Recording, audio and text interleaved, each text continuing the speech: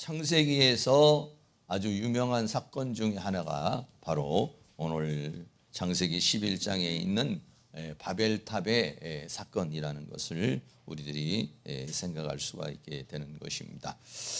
창세기 11장에서는 11장까지 네 번의 큰 타락이 일어나게 되는 것을 보게 됩니다.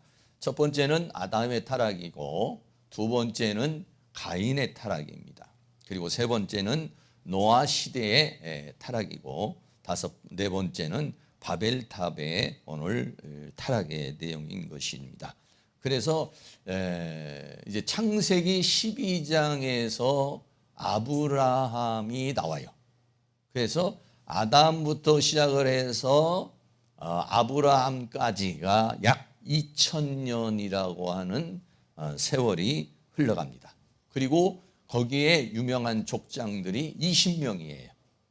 20명의 족장이 있고, 그리고 약 2000년 정도의 세월이 흘러가게 되는 것이죠. 그래서 창세기 12장에 넘어가면 이제는 아담부터 시작해서 2000년이 흐르고 난 뒤에 그리고 이제 새로운 시작을 하게 되는 것이고, 이 바벨탑은 바로 이제 그 아브라함이 하나님으로부터 선택을 받아서 하나님의 새로운 시작을 하기 전까지의 상황 속에서 바벨탑이라고 하는 이런 바벨론 제국이 세워지고, 그리고 바벨탑이라고 하는 인간의 타락의 역사가 이렇게 나간 것을 우리가 생각할 수가 있고요.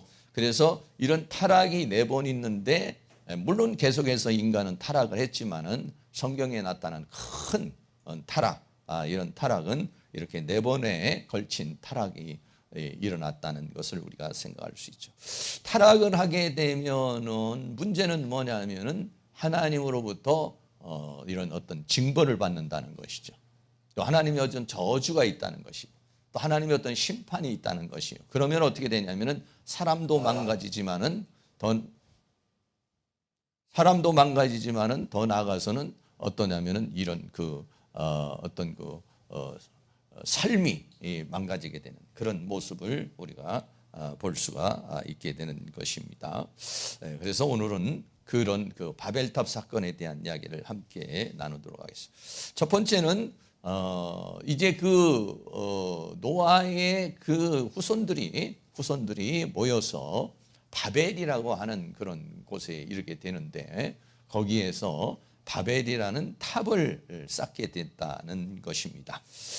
그 당시에는 창세기 11장 1절에 온 땅에 구음이 하나요 언어가 하나였다라고 그렇게 말하고 있어요. 다시 말하면 말하는 것이 하나고 언어가 하나고, 말도 다 통하고 언어도 하나라는 얘기예요. 그러니까 온 사람들이 한 언어를 가지고서 살았다는 것을 우리에게 말해주고 있는 것이죠. 왜냐하면 한 민족이고, 그리고 또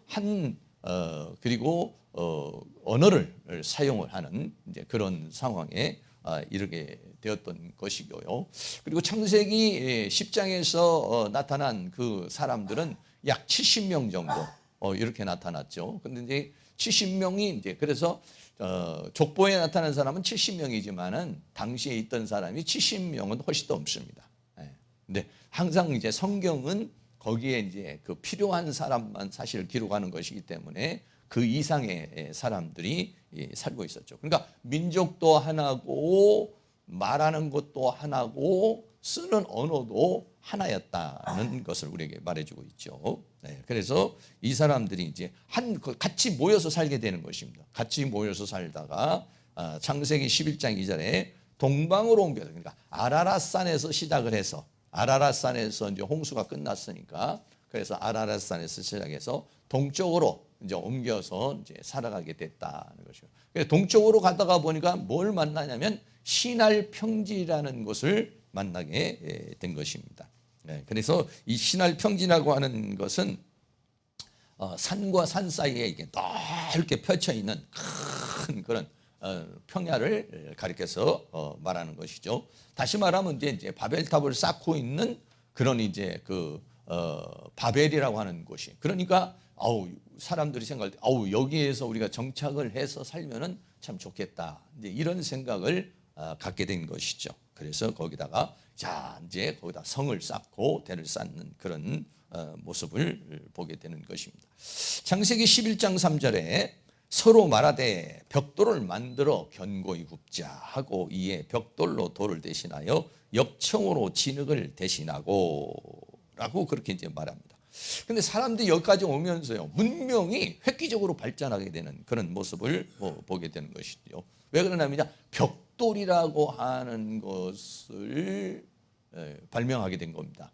그리고 역청이라고 하는 것을 발명하게 돼요.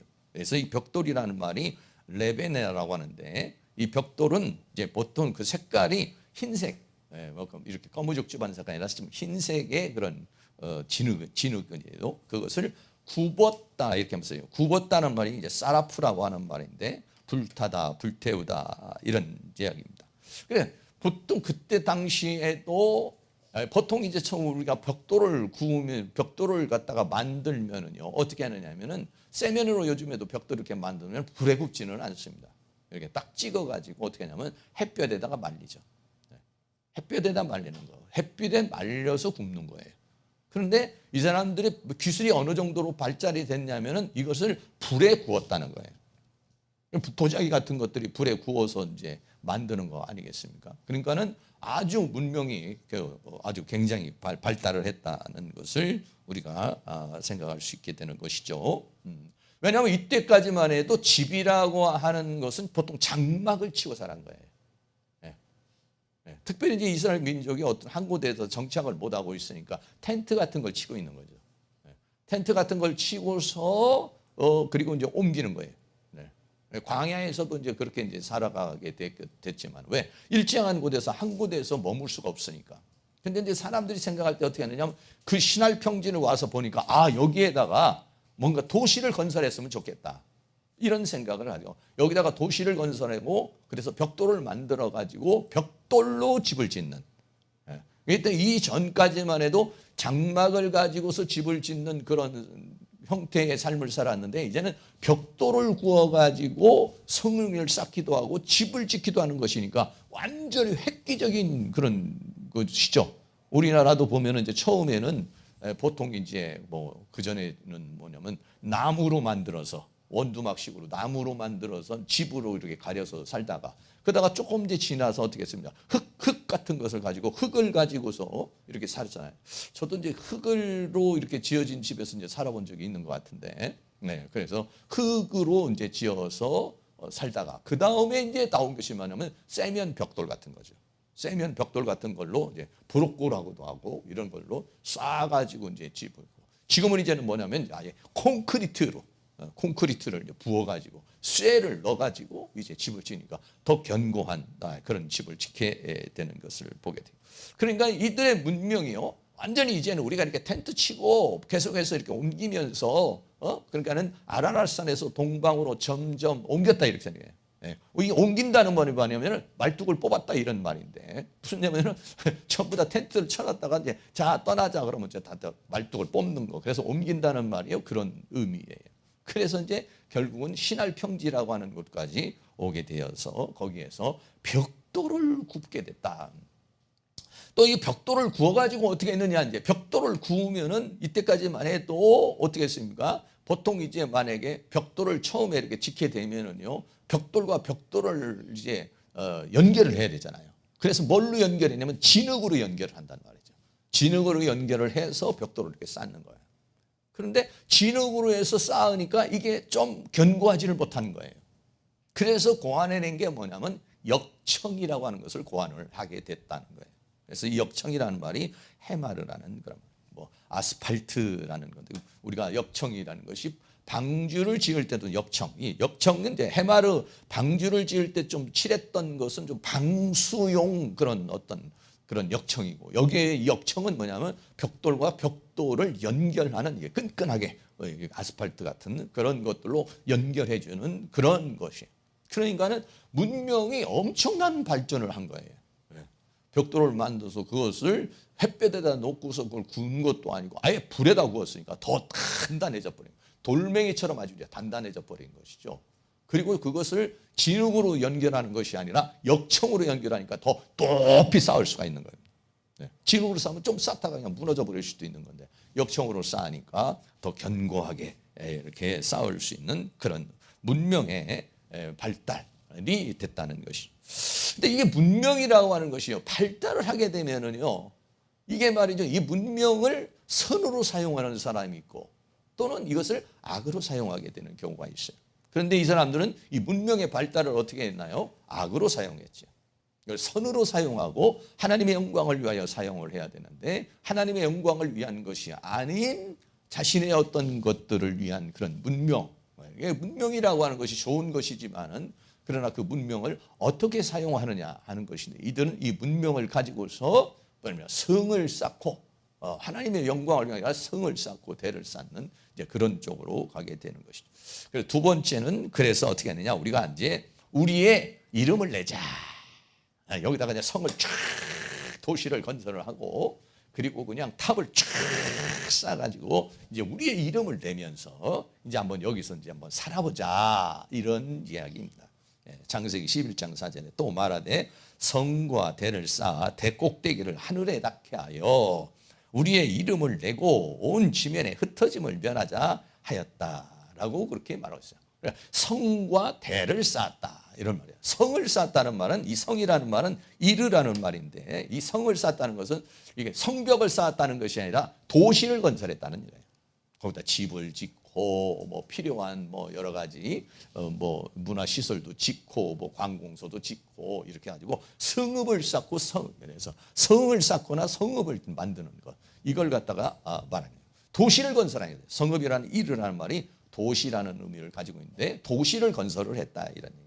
그리고는 대를 쌓았다. 이게 대라고 하는 미그달이라고 하는 말은 뭐냐면 탑을 쌓았다는 거예요. 탑. 대를 쌓았다는 건 탑을 쫙, 왜? 뭐 무슨 기술이 생겼어요? 벽돌 쌓는 기술이 만들어졌으니까. 벽돌 쌓는 기술을 만들고 그것을 역청으로 그것을 이어서 쌓을 수 있으니까 막 한번 쌓아볼 때까지 한번 쌓아보자 해서 막 끝머리까지 어디까지 저 하늘 꼭대기까지 한번 쌓을 수 있겠다. 그러니까 밑에서부터 크게 시작을 해서 뭐 그냥 그걸 쌓는 그런 모습이지. 아까도 이제 바벨탑의 모습을 봤지만은 어쨌든 뭐 이런 형태겠죠.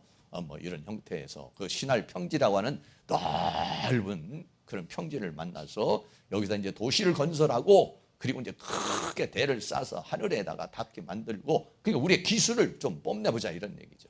네. 우리의 어떤 뭔가를 한번 이름을 한번 내보자 이런 얘기예요. 그리고 여기서 한번 잘 먹고 잘 입고 잘 살자 이런 의미를 가지고 있는 것입니다. 사람은요 항상 그래요. 뭔가 문명과 문화가 되면은 자기의 이름을 내려 그러는 것이죠. 그래서 이제 성을 쌓고 도시를 쌓고 집을 짓고 이제 이렇게 말을 해요. 그래서 성경은 뭐라고 했어요? 그 전에도 우리가 살펴봤지만 가인은 뭐냐면 성을 쌓았다. 창세기 4장 17절에 아내와 동침하니 그가 잉태하여 에녹을 낳은지라. 가인이 성을 쌓고 그 아들의 이름으로 성을 이름하여 에녹이라 하였더라. 그러니까 하나님 계열에 있는 사람들은 단을 쌓고 어디든지 가면 뭐를 하냐면 단을 쌓고 거기에다가 하나님께 예배를 드리고, 하나님 계열이 아닌 사람들은 뭐를 쌓느냐? 성을 쌓는 거예요. 그게 달라요. 그러니까 이 오늘날의 사람들도 그런 거 아니겠어요? 우리도 이렇게 가다가 보면은 건물이 있으면, 아니면 좋은 땅이 있으면 저기다가 교회 하나 졌으면 좋겠다. 세상 사람들은 저거다가 말이야, 저기다 골프장을 짓든지 말이야, 아니면 뭐 무슨 물류센터를 지어가지고 그러면 막 땅값이 올라가지고 말이야, 좀 뭐 돈 좀 벌겠다. 아니면 저기다 그냥 큰 건물을 지어서 막 위락시설을 짓고 막 게임장을 짓고 뭐 이런 여러 가지 그쪽 사람들이 즐길 수 있는 것을 진짜 사람들이요 생각이 달라요. 예수 믿는 사람이요, 목사님도 지나가다가 차 타고 가다가 보면 저기는 교회를 지어야 될 자리인데 갈비집이 들어와 있구만. 이렇게 이제 생각을 하고 집집마다 보는 시각이 달라요. 근데 세상 사람은 성을 쌓습니다. 근데 아브라함은 단을 쌓았다. 창세기 11장 7절에 여호와께서 아브라함에게 나타나 가라사대 내가 이 땅을 내 자손에게 주리라 하신지라. 그가 자기에게 나타나신 여호와를 위하여 그곳에 단을 쌓고, 가인과 아벨도 역시 이제 단을 쌓았지만은 단을 쌓는다. 단을 쌓는다는 것이 뭡니까? 하나님과의 교제를 하는, 하나님과의 관계를 맺는 것이고, 또 하나님의 은혜를 구하는 것이고, 하나님의 보호하심과 인도하심을 구하는 거예요. 그러니까 우리가 뭐 여행을 가려고 해도, 어디를 가려고 해도 자동차를 붙잡고 갈 때도 하나님께서 이 차량에게 은혜를 주시고 안전운전할 수 있도록 도와주세요. 또 우리가 어디에 도착을 했어도 하나님 이곳에서 우리가 편안히 가게. 그게 다 뭐냐면 정말 단을 쌓는 것과 일종이죠. 그리고 세상 사람들은 뭐 그런 게 필요가 있습니까? 하나님의 보호와 사랑과 은혜가 필요 없으니까. 그러니까 자기네들을 나름대로의 그런 형식대로 이렇게 살아가게 되는 모습을 보게 되는 것입니다. 시편 18편 2절에 말씀하기를 여호와는 나의 반석이요 나의 요새시요 나를 건지시는 자시요 나의 하나님이시요 나의 피할 바이시요 나의 바위시요 나의 구원의 뿌리시요 나의 산성이시로다. 뭐 이 시가 다윗이 이제 도망을 하면서 지은 시로 이렇게 보여지죠. 그래서 다윗이 도망가면서 사울은 어떻습니까? 창 가지고 칼을 가지고 군대를 가지고 다윗을 쫓지만은, 그러나 이 다윗은 자기를 지켜주는 자가 누구냐면 하나님이시라는 거예요. 하나님은 나의 반석이요, 하나님은 나의 요새시요. 적군이 쳐들어오면은 다 성을 만들지만 자기는 하나님이 요새시요, 하나님이 나의 내가 피할 수 있는 방패시요, 나를 막아주시는 방패시요, 나의 구원의 부리시요, 나의 산. 이렇게 고백하는 사람은 뭐냐면 단을 쌓게 된다는 것을 말해주고 있는 것입니다. 시편 127편 1절 말씀에 여호와께서 집을 세우지 아니하시면 세우는 자의 수고가 헛되며 여호와께서 성을 지키지 아니하면 파수꾼의 경성함이 화사로다라고 그렇게 말했습니다. 우리 하나님을 믿는 사람들은 내가 아무리 성을 쌓아놓고 내가 부를 쌓아놓고 명예를 쌓아놔도 하나님이 지켜주시지 않으면 한순간에 사라진다는 것이에요. 그러니까 중요한 것이 뭐냐면 단을 쌓는 것이고, 중요한 것이 뭐냐면 하나님의 은혜를 구하는 것이고, 하나님이 함께하는 것이 우리에게 중요한 것이다는 거예요. 그러니까 신할 평지에 쫙 왔으면은, 만약에 신할 평지에 와서 거기 와가지고 만약에 믿음의 사람들이 그것을 주도를 했다면, 이야 여기다가 교회를 지었으면 좋겠다, 이야 여기다가 성을 지었으면, 이야 단을 쌓아가지고 하나님을 찬양하고 하나님을 경배하면 좋겠다, 이런 생각이 들어와야겠죠. 그런데 그런 생각이 안 들어왔다는 것은 뭐냐면 당시에 셈과 함과 야벳이 있었지만은 이 모든 백성들을 주도한 자가 누구냐면 함의 족속이라는 거예요. 왜 그러냐면 함의 족속이 가장 힘이 세요. 그리고 가장 많이 번성을 했어요. 그리고 니무롯이라고 하는 사람이 바벨론 제국을 건설한 사람 아니에요. 특이한 아주 그런 특별한 힘센 그런 위대한 사냥꾼이었잖아요. 그러니까는 당시의 사람들을 다 주도해 나가는 사람이, 함이라는 사람이 원래는 저주를 받았잖아요. 종의 저주를 받았지만 그것은 나중 일이고, 그때 당시에는요 그러니까 함이라는 사람이 저주를 받을 수밖에 없는 게 뭐냐면 생각이래요. 신할 평지에 왔으면 하나님을 위한 성전을 짓고 하나님을 위한 단을 쌓고 대를 꼭대기까지 올리는 건 그 문명 좋아요. 그러나 그것이 뭐가 되느냐면 하나님의 이름을 내자, 하나님의 영광을 드러내자, 이렇게 돼야 되는데 함의 사람들은 그런 사람들이 아니라는 거예요. 그것을 우리에게 말해주고 있는 것입니다. 그래서 믿는 자와 믿지 않는 자는요 삶의 목적과 가치가 달라요. 결혼을 해도 안 믿는 사람하고 같이 결혼을 하게 되면은 그것같이 정말 고통스럽고 힘든 게 없어요. 며느리가 들어오고 또 사위가 들어오고 이래도 안 믿는 사람이 들어오면요 참 그 예수 하나님에 대해서 정말 설명해 준다는 게 너무야. 저는 말이죠, 이렇게 전도를 하다가 보면 막 속이 터져가지고요, 야 이걸 뭐 하나님을 그냥 어떻게 그냥 짠 하고 보여줄 수도 없고 그냥 막 이거 참 그래서 성경이 말하는 대로 전도에 미련한 것이라. 그럼에도 불구하고도 하나님의 사람은 그 소리를 들을 수 있다는 것이고, 하나님의 사람이 아닌 사람은 아무리 뭐 미사 여구를 해서 그 사람을 설득을 하려고 해도 그때는 네 그래도 하나 감동을 못 받고 교회 못 나오는 굉장히 호응적인 사람들도 있어요. 그렇죠, 좋죠, 뭐 이렇게 말해도 뭔가 성령의 역사를 통해서 뭔가 파장이 일어나야 되는데 어떤 거 하나님의 말씀이 그 사람에게 가슴에 비수가 꽂히듯이 그냥 뭔가 뭔가 역사가 일어나야 나도 예수 한번 믿어봐야겠다 이런 생각이 일어나는데 이게 이제 안 되는 거예요. 답답한 거죠. 믿는 자와 믿지 않는 자는요 삶의 목적과 가치와 의미가 달라요. 그래서 함께 산다는 것이요 왜 목적이 다르니까 길이 달라요, 가치도 달라요, 의미도 달라요. 이게 너무 다르다는 거예요. 우리 같이 한번 읽어보겠습니다. 믿는 자는 하나님의 영광을 위하여 살고 믿지 않는 자는 자신의 영광을 위하여 산다. 전혀 다르죠. 전혀 달라요. 믿는 사람은 생각하는 게 하나님의 영광을 위하여. 여러분 아침에 일어나셔서 어떻게 사셨습니까? 어떻게 기도하셨는지 모르겠어요. 저는 그렇게 기도를 합니다. 밥을 먹고 오늘 하루도 하나님 새로운 하루를 주셨으니 감사합니다. 오늘 하루의 삶을 통해서 하나님께 영광을 돌리는 삶이 되기를 원합니다. 잠자리에 일어나서 하는 기도가 저는 그런 기도입니다. 밥도 먹고 뭣도 하는데 그것이 전부 다 하나님의 영광을 위한 것이 아니라 나의 욕망과 나의 욕심을 채우는 것이 아니라 하나님의 영광을 위한 삶이 되기를 원합니다. 할렐루야. 믿는 사람과 믿지 않는 사람은 전혀 달라요. 두 번째도 같이 한번 있습니다.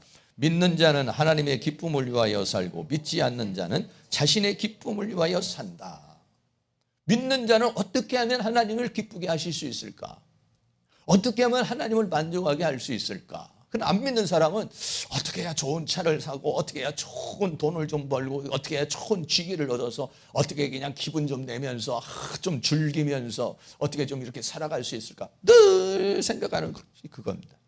그럼 믿음의 사람들은 물론 그런 부분들도 있겠지만은 믿음의 사람의 궁극적인 뭐냐면 내 이 삶이 어떻게 되면 하나님을 기쁘게 하는 삶, 하나님을 만족하는 게 하는 사람. 그러니까는 믿지 않는 사람과 믿는 사람이 같이 살면은요 이것 같이 서로 전부 다 빛과 어둠과 같이 정말 이렇게 다른 그런 가치관과 의미를과 목적을 가지고서 살게 되는 것입니다. 세 번째도 같이 있습니다. 믿는 자는 단을 쌓고 하나님의 보호와 축복을 받아 하나님으로 살고 믿지 않는 자는 성을 쌓아 스스로 보호하고 자신의 힘으로 산다. 믿음의 사람은 하나님으로 사는 거예요. 우리는 하나님이 필요해요. 할렐루야. 하나님의 능력으로 하나님의 은혜로 하나님의 보호로 사는 거예요. 하나님 없는 삶은 상상할 수가 없어요. 믿는 사람. 그러나 믿지 않는 사람은 뭐냐면 자신의 힘으로 사는 거예요. 믿는 사람은 하나님의 힘으로 살고 안 믿는 사람은 자신의 힘으로 사니까 어떻게 합니까? 안 믿는 사람은 성을 쌓는 것이고 믿는 사람은 교회를 짓는 것이고 예배를 하는 것이고 기도하는 것이고 그래요. 전혀 다르요. 그런데 이때 당시에 이 셈과 함과 야벳의 이 사람들은 전부 다 어떠냐면은 이렇게 믿음의 사람이 주도를 하는 그런 삶이 아니라 함의 자손이 그 사람들을 주도해 가는 그런 삶을 살았다는 것을 우리에게 말해주고 있는 것입니다. 하나님은 창조주이시고 사람은 피조물입니다. 그래서 사람의 본분은 뭐냐면 하나님을 경외하고 예배하는 것이다.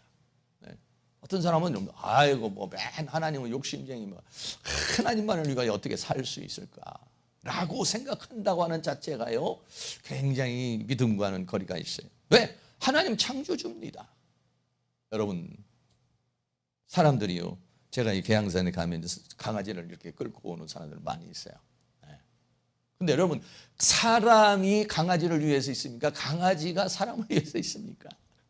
사람이 강아지 키우는 이유가 뭐냐면 강아지를 위해서 사람이 강아지를 키우는 게 아니에요. 자기를 위해서. 혼자 사니까 적적해서. 또 아니면은 동물이 좋아서. 사람의 기쁨을 얻기 위해서 강아지 키우는 거예요. 강아지 꽃단장 시켜주고 하는 것도 강아지를 위해서 해주는 부분도 있겠지만 궁극적인 목적은 뭐냐면 사람을 위해서요. 왜? 사람이 주인이거든요. 마찬가지요. 이 세상 모든 만물이 누구에 의해서? 하나님에 의해서 창조된 거예요. 우리는 하나님의 피조물입니다. 하나님의 필요에 의해서 창조된 존재예요. 사람의 본분은 뭐냐? 하나님을 경외하고 예배하는 것이다. 강아지가 아무리 기뻐도요. 강아지가 막 주인을 물고요. 만약에 집에 있는 아이도 막 물고요. 이래봐요. 그 강아지 키웁니까? 아니죠. 당장 버립니다. 아무리 강아지가 키워도요, 키우지 않습니다. 마찬가지라는 것입니다. 뭐 이것도 여러분들에게 언젠가 소개해 주겠습니다. 웨스트민스터 소요리 문답, 우리 신앙 고백의 문답 중에 첫 번째가 뭐냐면 사람의 제일 되는 목적이 무엇이냐. 사람이 제일 되는 목적이 뭐냐. 왜 인간의 그 목적이 뭐냐. 그랬어요. 같이 읽겠습니다. 사람의 제일 되는 목적은 하나님을 영화롭게 하는 것과 영원토록 그를 즐거워하는 것이다. 하나님을 영화롭게 하는 거고 하나님을 즐겁게 하는 것이고 하나님으로 즐겨하는 것이고, 네. 하나님을 영화롭게 하는 것이 뭐냐면 사람의 제일 되는 기본이라는 본분이라는 거예요. 왜? 하나님은 창조주고 우리는 피조물이기 때문에 그렇다는 것이. 하나님을 위해서 내가 있습니까? 내가 나를 위해서 하나님이 있습니까? 내가 나를 위해서 어떤 사람 교회 처음 나온 사람은 나를 위해서 하나님을 믿기도 하고 나를 위해서 신앙생활을 하기도 나를 위해서 하기도 하죠. 그러나 궁극적으로는 뭐냐면 하나님이 주인이에요. 하나님을 위해서 사람은 존재하는 것입니다. 이게 뭐냐? 본분이라는 거예요. 사람의 본분. 전도서 12장 13절 같이 있습니다. 일의 결국을 다 들었으니 하나님을 경외하고 그 명령을 지킬지어다. 이것이 사람의 본분이니라. 전도서가 뭡니까? 솔로몬 왕이 하나님으로부터 지혜를 받고 부귀 영화를 누리고 자기가 해볼 대로 다 해본 사람 아니겠어요? 연못도 지어보고 술도 먹어보고 여자도 1,000명이나 가져보고 뭐 모든 것을 다 해봤어요. 왜? 인간의 만족을 위해서, 즐거움을 위해서. 그러나 전도서에서 이 모든 것이 헛되고 헛되니 모든 것이 헛되도다. 12장 13절 일의 결국을, 그러니까 자신의 삶을 다 고백을 하고 하나님을 경외하고 그 명령을 지키는 것이 사람의 본분이라는 것은 거기에 인간의 기쁨과 만족과 목적과 의미와 가치가 있다는 것을 가르쳐서 말하고 있는 것이죠. 성경이 또 이렇게 말합니다. 우리 인간은 하나님의 영광을 위하여 창조된 자라 그랬어요. 이사야 43장 7절 말씀 같이 있습니다. 물은 내 이름으로 일컫는 자 곧 내가 내 영광을 위하여 창조한 자를 오게 하라. 그들을 내가 지었고 만들었느니라. 내 영광, 하나님의 영광을 위하여 창조된 거예요. 우리는. 할렐루야. 이 본분을 잊어버리지 마시기를 축복합니다. 또 이사야 43장 21절 우리가 잘 아는 말씀도 같이 한번 있습니다. 이 백성은 내가 나를 위하여 지었나니 나의 찬송을 부르게 하려 함이라. 나를 위하여, 하나님을 위하여 창조됐다는 거예요.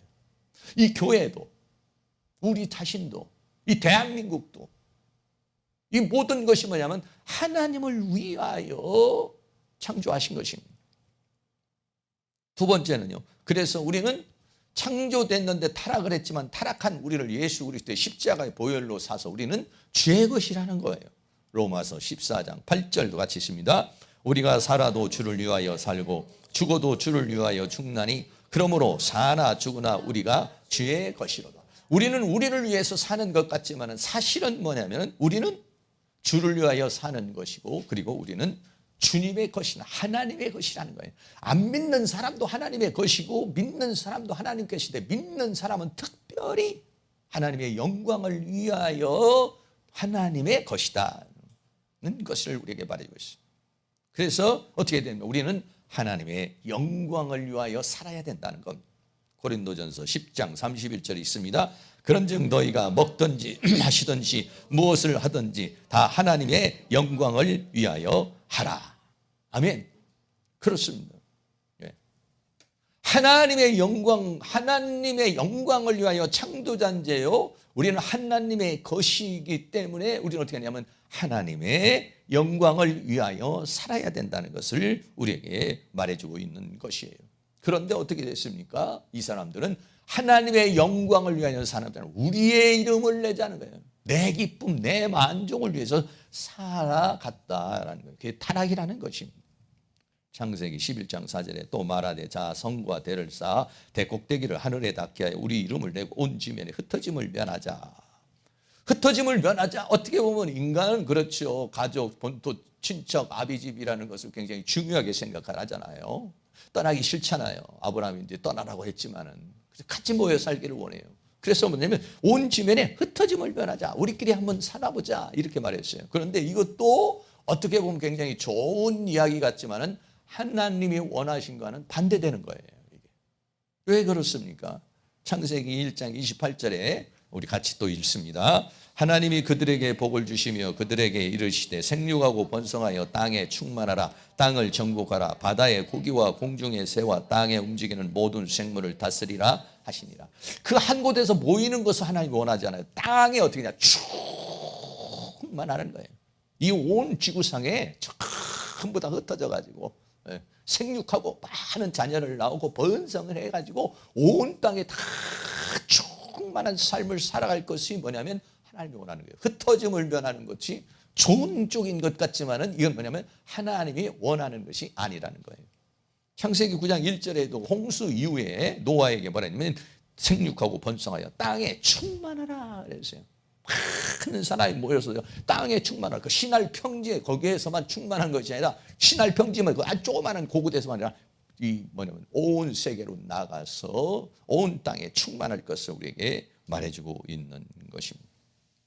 그래서 이 믿음의 사람의 삶이라는 것이 어떤 것입니까? 이 믿음의 삶을 살아가는 것도 아까도 또 있습니다만 또 같이 한번 있습니다. 성을 쌓아 자신을 지키는 것이 아니라 단을 쌓아 요새이며 산성이신 하나님의 보호와 은혜 아래 살아야 한다. 뭐 반복되는 것 같지만은요. 두 번째입니다. 두 번째는 탑을 쌓아 하늘 꼭대기에 이르는 것이 아니라 영적으로 하늘의 사람이 되어야 하고 천국에 이르러야 된다는 것입니다. 탑을 쌓아서 하늘에 닿는 게 아니에요. 우리는 어떻게 되냐면 영적으로 하늘의 사람이 되어야 되고 하늘적 사고를 가져야 되고 결국은 어떻게 되냐 천국에 이르는 그런 삶을 살아야 된다는 것입니다. 세 번째도 같이 있습니다. 자신의 이름을 내는 것이 아니라 하나님의 이름을 높이고 하나님께 영광을 돌려야 한다는 것입니다. 네 번째도 있습니다. 흩어짐을 면하는 것이 아니라 땅에 충만하여 정복하고 다스리는 삶을 살아가야 한다라고 하는 것입니다. 그런데 이런 삶과는 전혀 반대되는 그런 삶을 살았다는 거예요. 이게 뭐냐면 타락한 인간의 문명과 삶이라고 하는 것을 우리에게 말해주고 있는 것입니다. 여러분 똑같은 악기가 있어요. 여기 드럼이 있고 피아노도 있지만 똑같은 악기가 있지만 믿음의 사람은 이거를 가지고 뭐라 하냐 찬송을 하고 예배를 하고 하나님 영광을 위해서 사용하는. 근데 이것이 만약에 술집에 가 있다 라고 하면 어떻습니까? 이건 전부 다 인간의 말초신경을 자극하고 욕심과 욕망을 부추기는 것으로 사용되는 거예요. 인간의 문명과 삶이라는 것, 이것이 어떻게 하냐면 하나님의 영광을 위해서 있어야 되는데 그렇지 못하다는 거예요. 요즘에 컴퓨터도 얼마나 중요한 겁니까? 근데 컴퓨터를 가지고 맨 채팅이나 하고 음란물이나 보고 그 컴퓨터를 가지고서 막 악하고 더러운 것만 행하는 사람, 범죄하는 사람이 얼마나 많이 있습니다. 그런 어떤 사람, 우리는 믿음의 사람은 거기에서 말씀을 찾아보고 성경 주석을 찾아보고 거기에서 성경 해석을 찾아보고 컴퓨터가 좋은 것이지만 하나는 악의 도구로 사용될 수가 있고 하나는 선의 도구로 사용될 수 있다는 것을 우리에게 말해주고 있다. 다이너마이트라고 하는 게 있죠. 다이너마이트가 처음에는 어떻게 했습니까? 광산을 개발하고 길을 뚫고 터널을 뚫기 위해서 만들어진 건데 그것을 가지고 악한 사람이 사용하니까 그것을 가지고 전쟁을 일으켜서 사람을 폭파시키고 사람을 죽이는데 사용하게 되는 것을 우리에게 보고하고 있다. 나에게 주어진 문화와 문명, 나에게 주어진 물질, 나에게 주어진 건강, 나에게 주어진 이런 모든 것, 이것을 가지고 나는 궁극적으로 어떻게 살고 있느냐는 것이죠. 나에게 가지고 있는 문화와 문명을 가지고 하나님의 영광을 위하여 쓰고 사용하고 있느냐 아니면 내 만족을 위하여 사용하고 있느냐는 것입니다. 세 번째는요, 하나님의 심판입니다. 자, 사람들은 그렇게 살았어요. 전부 다 어떻게 했습니까? 하나님의 영광이 아니에요. 우리의 이름을 내고 하나님을 높이는 것이 아니에요. 자신을 높이기 위해서 그런 삶을 살았어요. 그래서 하나님께서 그 광경을 보러 오신 거예요. 세 번째는 창세기 11장 5절에 여호와께서 인생들에 쌓는 성과 대를 보시려고 강림하셨더라. 뭐 하나님께서 강림을 안 하면은 뭐 못 보십니까? 그런데 이것을 하나의 인간적 표현으로 이렇게 표현하고 있는 것이죠. 사람들이 살고 있으니까 어떻게 살고 있나? 하나님 다른 일 하시다가 다른 막 이렇게 바쁘게 살다가 아이고 사람들은 어떻게 살고 있나 하고 이렇게 내려온 게 아니라 그런 표현을 하고 있어요. 그러니까 하나님은요, 우리가 어떻게 살고 있는지, 우리가 무슨 행동을 하는 것을 어떻게 했냐, 하나님은요 보시기를 원하고요, 그것을 살펴보고 계신다는 것이, 다 보신다는 거예요. 욥기 11장 11절 같이 있습니다. 하나님은 허망한 사람을 아시나니 악한 일을 상관치 아니하시나 다 보시느니라. 악한 사람도 아우 저 예수도 안 믿는데 저렇게 잘 살고, 저 악한 사람은 어떻게 그냥 뭐 저렇게 잘 될까? 여러분 너무 걱정하지 마세요. 하나님이 악한 일은 상관치 않는다 하시는 다. 누가복음에서도 보면 부자가 날마다 호화로이 연락하며 살고 있잖아요. 나사로는 헌대를 앓으면서 그냥 떨어지는 빵 쪼가리나 주워 먹고 있잖아. 하나님이 안 보시는 것 같아요. 그런데 다 보고 계시고 나중에 죽어서 부자는 음부로 가고 나사로는 천국에 가서 하나님의 위로를 받는 모습을 보여요. 안 보시는 것 같죠? 염려하지 마세요. 하나님은 공의의 하나님이고 심판의 하나님이 다 보고 계셔요. 그래서 보시고 갚으시는 하나님이시다 그랬어요. 마태복음 6장 6절도 같이 있습니다. 너는 기도할 때 내 골방에 들어가 문을 닫고 은밀한 중에 계신 내 아버지께 기도하라. 은밀한 중에 보시는 내 아버지께서 갚으시리라. 아멘. 하나님은 은밀한 중에 계시고 은밀한 중에 보시고 은밀한 중에 갚으신다. 왜 은밀하다고 그랬느냐? 우리 눈에 안 보이기 때문에 은밀하다는 것이죠. 우리 눈에 안 보이기 때문에 인지가 잘 안 돼서 은밀한 것이지만 하나님은 실존하시고 하나님은 다 계시고 보시고 갚으신다는 것을 우리에게 말씀해 주고 있는 거예요. 그래서 하나님께서요 그 바벨탑 인간의 삶을 보러 내려오셨어요. 창세기 11장 6절에 여호와께서 가라사대 이 무리가 한 족속이요 언어도 하나이며 이같이 시작해요. 하나님 내려와서 보니까 그 바벨탑을 쌓고 성을 쌓는 것을 보니까 이 백성들이 무리가 한 족속이고 언어도 하나니까 이렇게 시작했으니 이후로는 그 경영하는 일을 금지할 수 없으리로다. 여기서 경영한다는 말이 자맘이라는 건데 생각하고 계획하고 무엇인가를 하는 거를 가리키는 말이에요. 이 생각하는 것, 계획하는 것을 이제 가리켜서 말하는데 노아의 홍수 때 여러분 어떻습니까? 창세기 6장 5절도 같이 한번 있습니다. 여호와께서 사람의 죄악이 세상의 관영함과 그 마음의 생각의 모든 계획이 항상 악할 뿐임을 보시고 노아의 때도 뭐냐면 생각하는 거나 계획하는 게 다 악한 거예요. 지금 이 바벨탑 쌓는 사건도 생각하는 게 하나님과는 반대되는 생각을 하고 있는 거예요. 여러분, 그래서 우리는 이런 기도를 해야 돼요. 내 생각과 내 감정과 내 사상이 하나님의 말씀으로 변화되게 해 주시옵소서. 사탄이 심어준 생각, 세상이 심어준 생각과 사고가 있어요. 이게 어떠냐? 바뀌어야 돼요. 바뀌어야 돼요.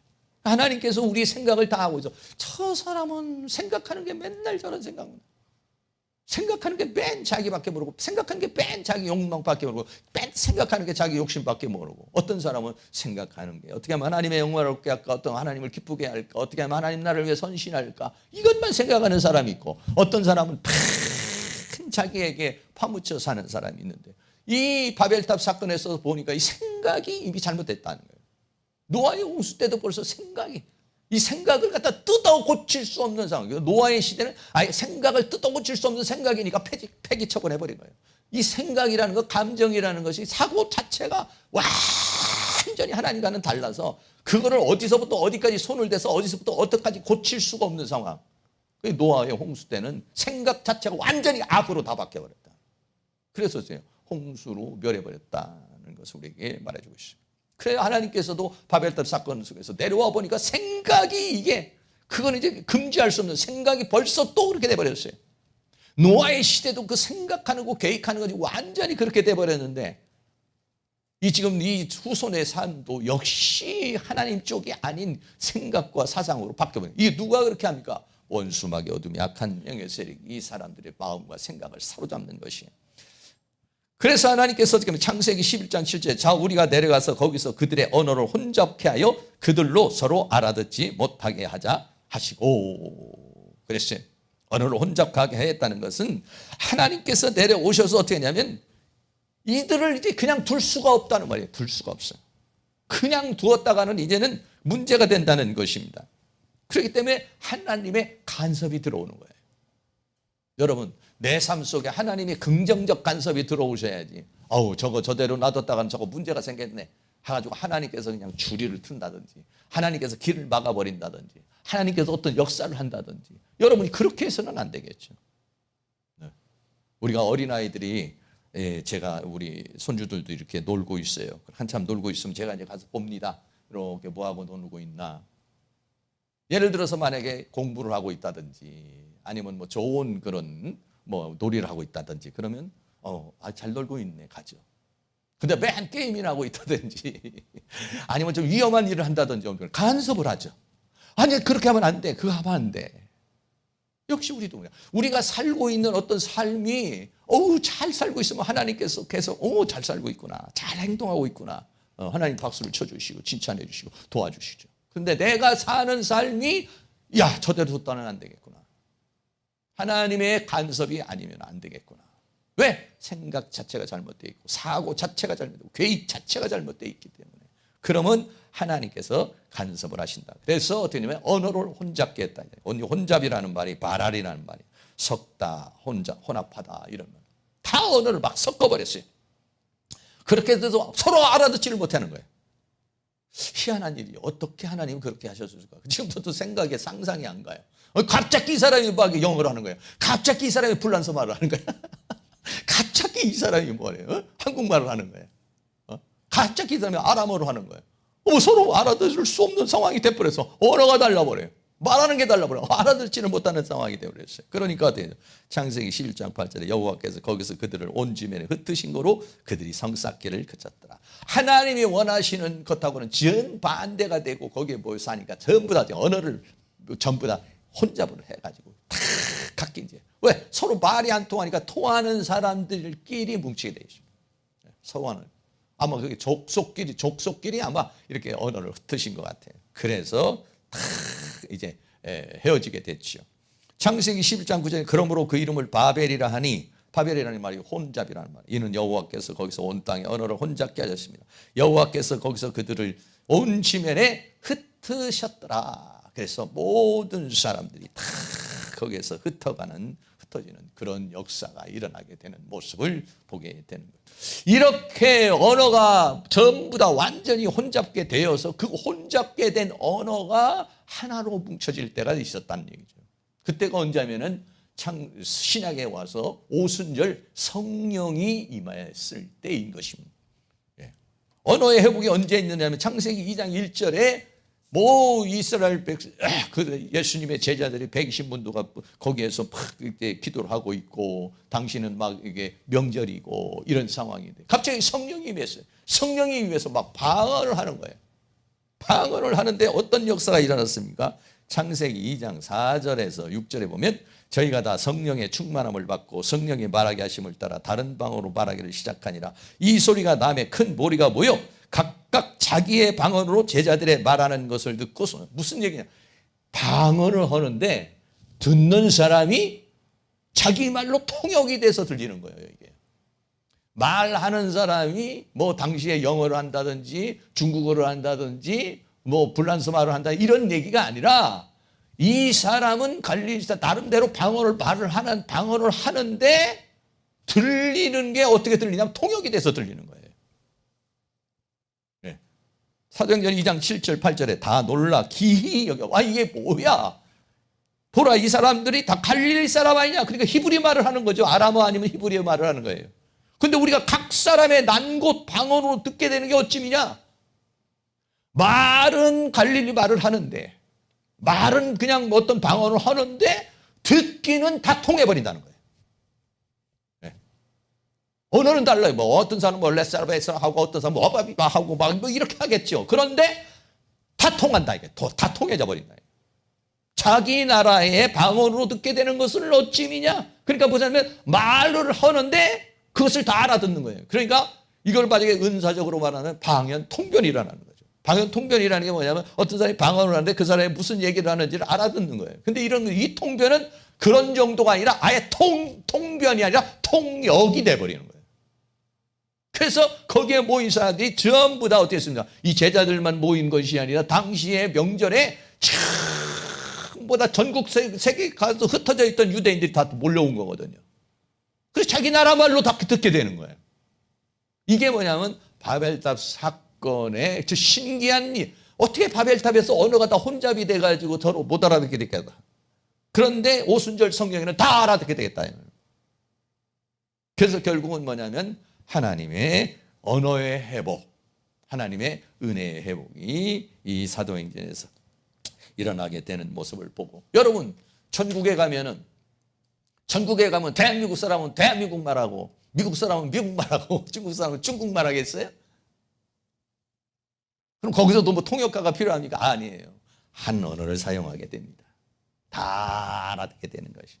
그것이 하나님의 은혜의 역사라는 것이고, 그런 회복의 역사가, 하나님의 은혜의 역사가 결국은 어땠냐? 이 오순절 성령의 역사를 통해서 일어났고, 그리고 더 나아가서는 하나님 나라에서 그것이 완전히 회복이 될 것이다는 것입니다. 결론을 내리겠습니다. 이스라엘 백성들은, 노아의 후손들은 이제 신할평지라는 곳을 와가지고, 야, 여기다가 이제 성을 짓고 여기다가 탑을 세우면서 여기서 이제 우리 같이 벽돌을 만들었어요. 역청을 만들어서 도시를 건설하고 그리고 살기를 원했어요. 그리고 목적이 뭐냐? 이름을 내자. 우리의 목적은 우리의 이름이 아닙니다. 하나님은 어떻게 하냐? 심판합니다. 하나님이 심판하는 사람이 아니라 우리의 문명과 문화와 지성과 이런 모든 것이 하나님이 심판하는 사람이 아니라 하나님이 축복하는 그런 삶이 될 수 있기를 주의 이름으로 축원합니다.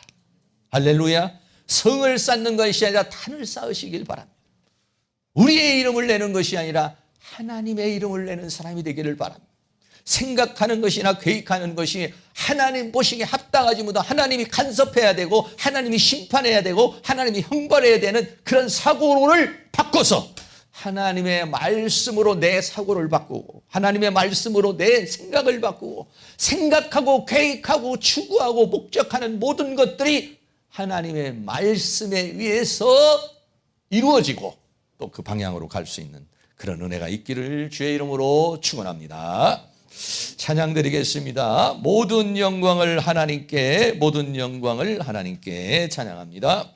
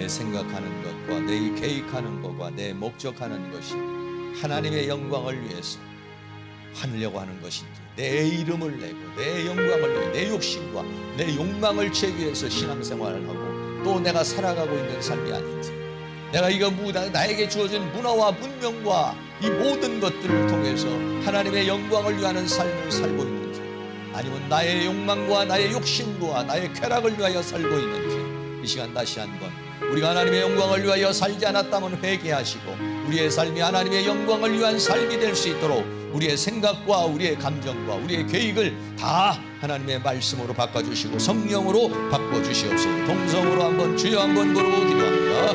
주여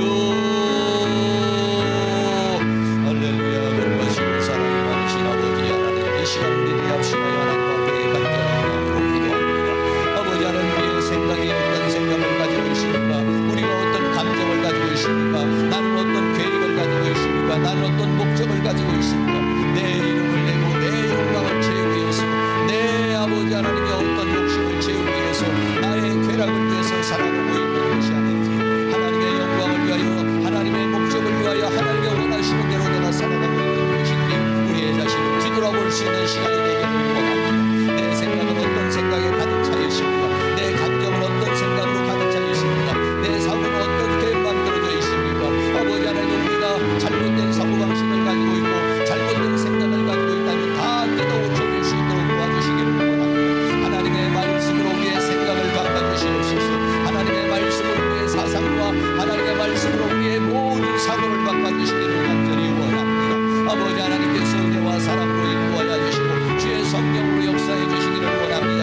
하나님 보시기에 합당한 생각을 하게 하여 주시고 하나님 보시기에 합당한 삶을 살아갈 수 있도록 도와주시기를 원합니다. 하나님이 보시고 간섭하시고 하나님이 심판하시고 하나님이 형벌하는 삶이 아니라 하나님이 응원하시고 하나님이 도와주시고 하나님의 박수하는 그러한 삶을 살아갈 수 있도록 우리 하나님께서 은혜를 베풀어 주시기를 간절히 원합니다. 아버지 하나님, 여기 대한민국을 불쌍히 여겨주시고 이 나라의 민족을 불쌍히 여겨주셔서 이 나라의 민족이 하나님의 영광을 위하여서 살아가는 아버지 하나님의 정치, 경제, 사회, 문화가 될 수 있도록 우리 하나님의 은혜를 베풀어 주시기를 간절히 원합니다. 특별히 하나님의 사람들, 믿음의 사람들이 가정에서 직장에서 리더가 되게 하여 주셔서 하나님의 영광을 위하여 아버지 직장이 하나님의 영광을 위한 사업가가 하나님의 영광을 위한 삶으로 바꿀 수 있는 그런 은혜가 있도록 우리 하나님께서 은혜를 베풀어 주시기를 간절히 원합니다. 성령님, 성령님 도와주시옵소서. 하나님의 영광이 아니라 나의 영광을 위하여 살았다면 이 시간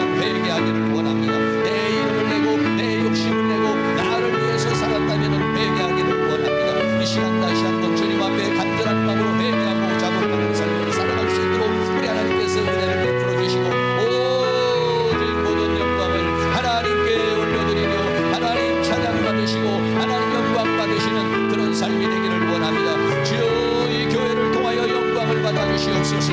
주여, 이 대한민국을 통하여 영광을 받아주시옵소서. 주여, 우리의 가정을 통하여 영광을 받아주시옵소서. 주여, 우리의 직장을 통하여 우리의 사업들을 통하여 주님 영광을 받아주시옵소서. 주여, 우리의 삶을 통하여서 영광을 받아주시옵소서. 먹든지 마시든지 무엇을 하든지 하나님의 영광을 위하여 할 수 있도록 하나님이 도와주시기를 원합니다. 우리는 하나님의 영광을 위하여 창조된 존재들입니다. 하나님의 찬송을 위하여 창조된 대장입니다. 우리는 하나님의 영광을 위하여 살아가는 존재가 될 수 있도록 인간의 본분을 다할 수 있도록 우리 하나님께서 은혜를 베풀어 주시고 주의 성령으로 역사해 주시며 주의 은혜로 역사해 주십시오. 우리에게 잘못된 사고방식, 우리에게 잘못된 생각들, 잘못된 계획들, 잘못된 목적들, 잘못된 가치들, 잘못된 의지들이 하나님 아버지여 다 바뀌게 하여 주시옵시고 하나님의 원하는 그런 삶을 살아갈 수 있도록 도와주시기를 원합니다. 너희는 이 세대를 별로 말고 번받지 말고 마음을 새롭게 함으로 말며 하나님의 온전하시고 기뻐하시는 뜻이 무엇인지를 분별하라고 그랬으니 하나님이 더욱 기뻐하시고 아버지 하나님 원하시는 삶을 살아갈 수 있는 저희의 삶이 되도록 은혜를 베풀어 주시고 함께해 주시기를 간절히 원합니다. 성령님 도와주시고 인도하여 주시옵소서. 사랑과 은혜가 많으신 아버지, 우리의 자신을 돌아봅니다. 우리는 무엇을 위하여 살아왔고 살아가려고 하고 있습니까? 나의 영광을 위하여 내 욕심과 욕망과 내 목적을 이루기 위하여 살아가고 있는지, 하나님의 영광을 위하여 하나님의 뜻을 이루하여 살아가고 있는지 이 시간 우리가 다시 한번 우리의 자신을 돌아봅니다. 우리가 내 욕망을 위하여 살아오고 있었다면, 내 이름을 내고 바벨탑을 쌓고 있었다면 이 시간 우리를 용서하여 주시옵소서. 우리의 생각, 우리의 사고, 우리의 감정, 우리의 철학, 잘못된 말씀으로 변화되게 하여 주시옵소서. 새롭게 하여 주시옵소서. 하나님의 심판받고 하나님은 그러한 생각과 사고방식을 뜯어고쳐 주시옵시고, 하나님이 응원하시고 하나님이 기뻐하시는 그러한 생각으로, 그러한 감정으로, 그런 사고로 바뀌어질 수 있도록 은혜를 베풀어 주옵소서. 너희는 이 세대를 본받지 말고 하나님의 선하시고 기뻐하시고 온전하신 뜻이 무엇인지 분별하라고 그랬으니 분별하여 살아가는 저희들이 되어줄 수 있도록 도와주시옵소서.